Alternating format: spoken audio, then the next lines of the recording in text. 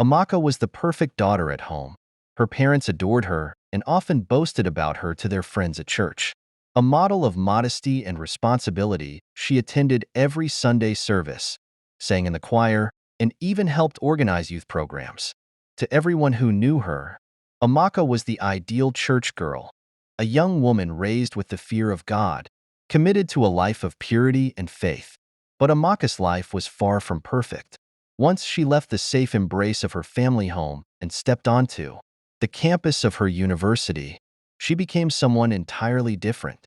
In the city, away from the watchful eyes of her parents and pastor, Amaka lived a double life. By night, she transformed into a hookup girl. Expensive makeup, designer heels, and revealing dresses were her armor as she navigated the fast-paced world of clubbing and hookups. Her phone constantly buzzed with messages from wealthy men, eager to spend time with her in exchange for money, gifts, or attention. Amaka was known as one of the most desirable to many at school. Girls on campus, always seen at the hottest parties, always with the most well-off men. She had fallen into this life gradually, to keep up with the glamorous lifestyles of some of her friends. It began as a way to fit in. The money was good, and it felt like an adventure.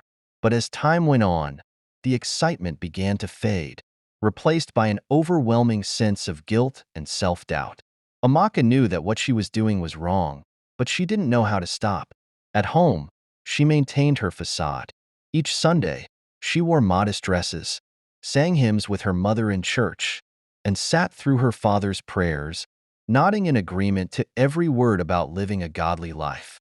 Her parents had no idea who she had become, and they continued to see her as the perfect daughter.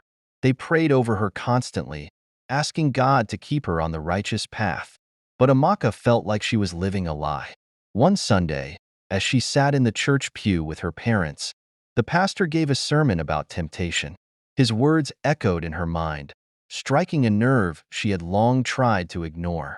"We must be vigilant," the pastor said, his voice filled with passion. "The world is full of temptations that will try to pull us away from God's light. But we are called to live lives of purity and holiness. Young people, guard your hearts and your bodies, for they are the temple of the Holy Spirit." Amaka shifted in her seat, her heart pounding. She could feel her parents' proud eyes on her, but she couldn't look back. The weight of her double life pressed down on her, suffocating her. As soon as the service ended, she rushed out of the church, unable to bear the guilt any longer.